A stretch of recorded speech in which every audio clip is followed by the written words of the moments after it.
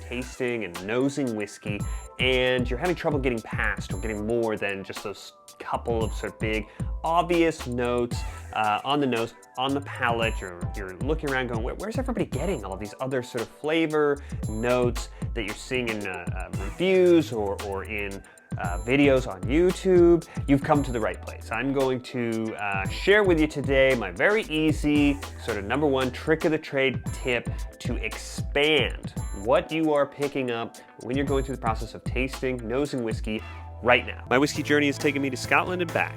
I've explored whiskey education, tastings, and distilleries from Islay to Speyside. And now my journey continues here with you on Whiskey Whereabouts. Spoiler alert, it has to do with using a prompt. What kind of prompt? I will get to that in just a second. I just want to share another really big tip before I get into the details. And it's not to take any of this too seriously, okay? It's supposed to be fun. It's supposed to be about appreciating the world's greatest spirit in as much or as little sort of nuance and detail as you want to. And that's it. And there is no final exam. There isn't really a lot of right or wrong answers because this whole thing is very, very subjective. You're going to experience the whiskey in a way subjective to you that's different than the way I experience it. And there are a lot of specific, sort of objective flavor compounds that are in the whiskey that have been acquired through the long process before it ever got to your bottle, right? And a lot of times we refer to flavor compounds or congeners, and some of these are very easy to identify specifically. There is vanillin that comes in from the oak casks, and there are esters that come in from the fermentation. It doesn't matter where it comes from. It doesn't even matter that much which of these specific elements are present, okay? Because tasting whiskey is like that movie Ratatouille, okay? It's about taking one flavor, you take another flavor, you put it together, and that's when the fireworks happen, right? That's when the sum is greater than its parts. And that's where the subjectivity comes in. Because Scotch whiskey is a symphony, okay? It's all of the notes combined to make the music. And so it's not about identifying these specific notes, it's about how you experience the whiskey, how you experience the music. Before I go looking for my prompt, I poured myself my whiskey. I'm gonna let this whiskey breathe, and it is Port Charlotte 10-year, a whiskey you probably know. If you don't, it doesn't matter. This is a big, sort of peaty, smoky Islay whiskey. And I'm just gonna kind of go in and see what I find on the sort of first approach here. And obviously, I'm getting that smoky note. I expect that. I know what this whiskey is. I'm also getting a sweetness, sort of a honey sweetness. And those are the two sort of big notes. There's more here. I can tell. But what if I'm having trouble getting past those first two sort of big notes? I know there's more there. I'm having trouble sort of isolating it, unpacking it, seeing through this without knowing what's already there. How am I going to find it? And this is where we use the prompt in the form of a checklist. At least that's the way I learned how to do it, right?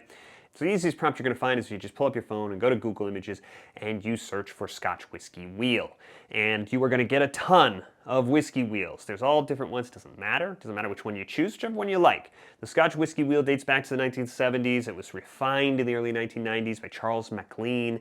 Since then, there's plenty of other wheels with different sort of presentations and categorizations. But I don't care about any of that because I don't need to worry about all the information in the whiskey wheel. The way it's set up, whichever one you're looking at, is there are general categories in the outer ring, and then further details in each of these sort of pie slices moving down to the center of the wheel. But I'm really only interested in that outer ring, and that's why I kind of like the later wheels, because MacLean sort of streamlined the wheel to 8 general categories working their way in, and that's enough for me to work with. And as long as I have an understanding of what the creator of whichever wheel I'm looking at meant by those general categories, which all the detail sort of descriptors in the slice will kind of color that in for you, then I can just use these general categories as a checklist to go down. When I'm nosing my whiskey, when I'm tasting the whiskey, I can look and see if there are any notes that fit in the different categories.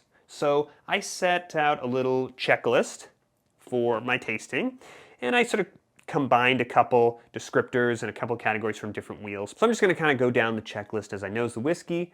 First category that I have on my list is grainy or cereal, right?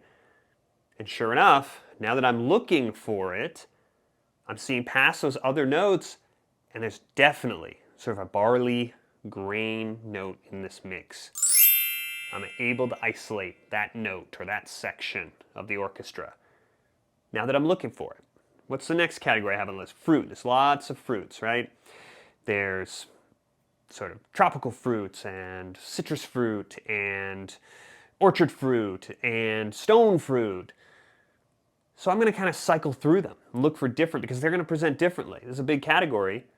I'm definitely getting this sort of lemon. That is definitely present. That's the first one.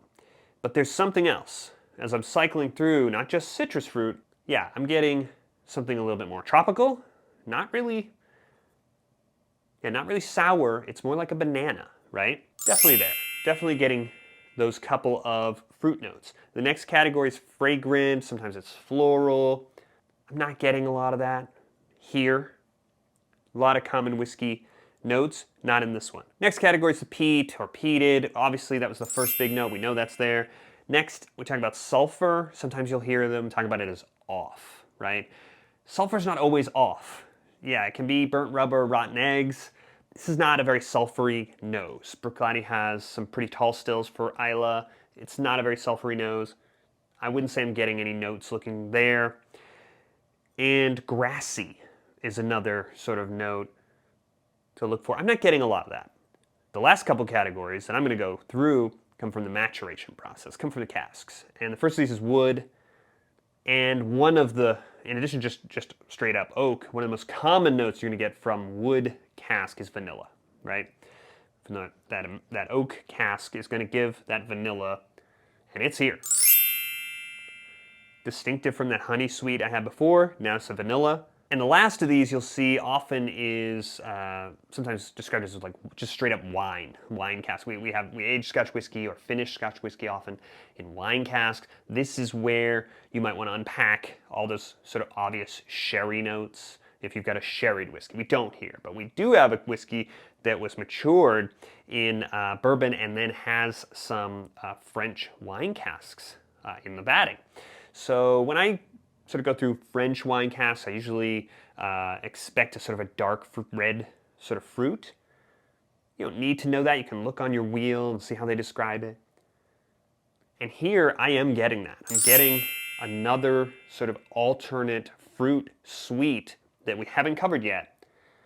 And it's like a dark cherry, a red sort of rich fruit, a little bit of tartness. A couple other common sort of categories don't really apply to the nose on this whiskey. Unctuous, which is sort of nutty, kind of oily qualities, and fainty. And fainty can go either way. Fainty can be kind of cheese, kind of sharp, like blue cheese, or almost like gym shoes, sometimes plastic, but it can also give you leather, tobacco, sort of rich flavors. That is however many additional sort of notes, just in the nose, by going down the checklist. It just opens up doors for you to look in to see if you're finding more flavors than those sort of big ones that hit you immediately on that first nose. If you found this interesting or helpful, I would love it if you subscribe. You can use this button right over here so you don't miss any more future videos. We've got plenty more like this coming in the future, and I will see you